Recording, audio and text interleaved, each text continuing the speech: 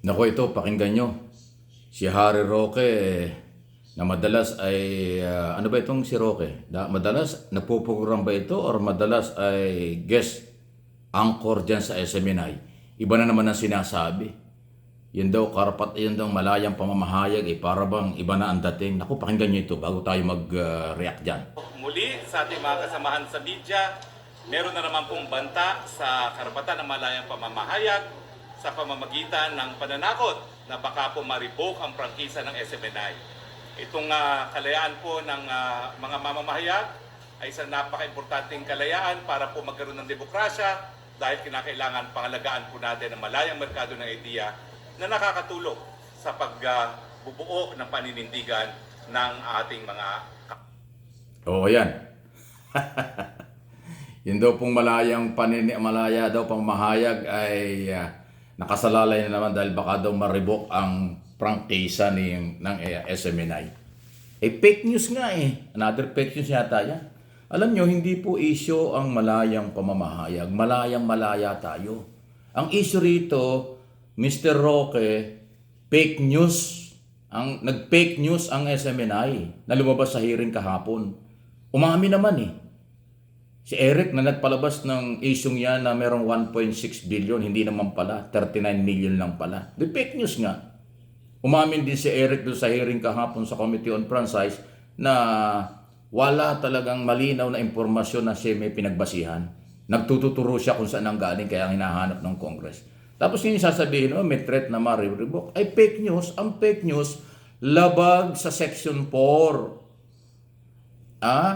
Ang pag-aakusa ng mali o paratang ng mali or maling impormasyong nakakasira sa reputasyon ng tao, ng company at kung ano, labag sa Section 4 ng franchise law. Ikaw naman, Roque, abogado ka, alam mo yan. Naku, ito si Roque parang ibang-iba na. Hindi ko alam kung paano natin describe yan. So, huwag kayong maniwala na yung malayang pamahayag ay may threat. Walang threat. Malayang-malaya. Kahit nga fake news, ginagawa nila eh. Di ba? Yan ang sinasabi. Binabago nila, inililihis nila sa issue. Huwag tayong palinlang. Hindi mawawala ang malayang pamamahayag. May media at may social media. Global na. Globally, napakalawak ng malayang pamamahayag. Paano mo pipigilan yan? SMNA lang ang may problema dyan. Gusto nyo idamay ang lahat ng media. Hindi totoo yun. Maraming media ang hindi mapatol sa fake news. Maraming lehitimong media ang nag-aaral at inaaral ang mga sinasabi. Hindi yung nachismis lang ibobroadcast mo na fake news talaga yan kapag may nagreklamong tinamaan. Institusyon po yung Congress eh. Inakusahan nyo na merong 1.8 billion. Tapos hindi naman pala totoo. 4.3 million lang ang Office of the Speaker, 35 million lang ang buong staff at congressman, so 39 something, wala pang 40 million sa buong isang taon. O edi ang layo ng 39 million sa 1.8. Di fake news yun. O tapos pag pinagbawalan kayo sa fake news, sasabihin nyo malayang pamamahayag ay may threat na. Ikaw naman, Harry Roque. Puro suntok sa buwan ng mga pinagsasasabi. Matatawa ka na lang. Ay nako. Kaya kayong mga mamamayang Pilipino sa buong bansa, huwag kayong palilin lang. Makinig kayo sa channel na ito at lahat ipapaliwanag natin sa abot ng ating kakayanan. Hindi man ako nagyayabang. Alam natin po ang karapatan at obligasyon ng media. Alam natin ang karapatan ng taong bayang malaman ng totoo. Alam din natin ang obligasyon at karapatan ng mga may-ari ng istasyon ng radyo at telebisyon under franchise law. Alam din natin ang karapatan ng Estado, ng Kongreso, ng Senado, ng buong gobyerno kung ano ang dapat na mga pairali nila. At yun pong pagsira sa reputasyon ng isang tao at ng company, yan ay pananagutan sa prangkisa o franchise law under Section 4. Yan ang dinidinig. Okay? Hindi totoo na ang malayang pamamahayag ay nasa sakripisyo. Hindi po. Pagdisiplina lang at ipinapalaala, sumunod sa batas. No one is above the law. Yun po yun. Hindi naman pwedeng lahat na lang gusto nyo, gagawin nyo kahit fake news. Tapos pag pinagbawalan kayo, karapatang pamamahayag ang nasisikil. Kalokohan yun. Ang pamamahayag ay may kaakibat na pananagutan.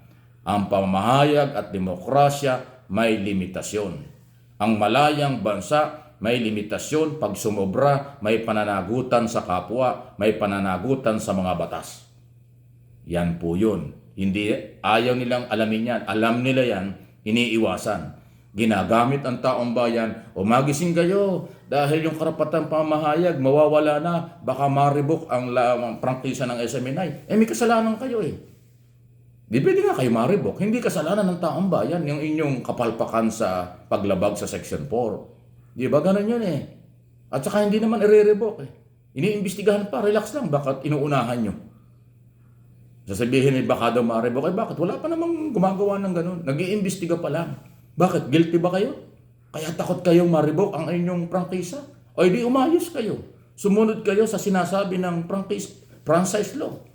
Huwag nyong gamitin yung kalayaan na sobra lalabag sa batas. Iba po ang broadcast industry. Mayroong prangkisa yan. May batas po dyan. Hindi ito katulad ng print media na walang prangkisa. Ang telebisyon at radyo may prangkisa. May pananagutan. Hindi katulad dito ng social media, walang prangkisa. Ang pananagutan ng social media ay sa YouTube or Facebook, pag lumabag ka sa mga regulasyon nila, mawawala ka. Ganun po yun eh. Ayan, lahat ito paalaala. Dito sa channel na ito, gusto ko ay education. Information na tama. Pagpapaliwanag na naaayon sa responsibilidad at accountability ng lahat.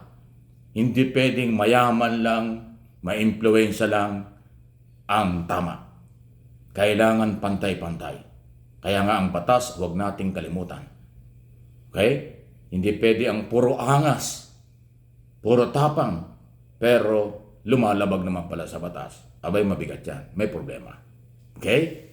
So, inuulit ko, hindi totoo na ang malayang pamamahayag ay may problema or kinikitil or ginikipit. Hindi totoo yan. Another fake news na naman yan. Another fake news na naman pag sinabi.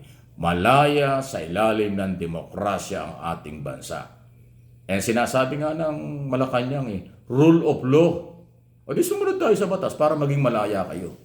Pag hindi kayo sumunod sa rule of law at pinagbawalan kayo, naaayon sa batas, sasabihin nyo, pamamahayag ninyo ay nasisikil na. Kalokohan. Kalokohan yan. I know my job. Kaya ako na ipapaliwanag ito. Di tayo sinagyayabang. Alam natin ang broadcast business, ano ang mga policy at ano ang mga limitasyon. Sa social media, dahil nandito tayo, alam ko rin yan. Di ba?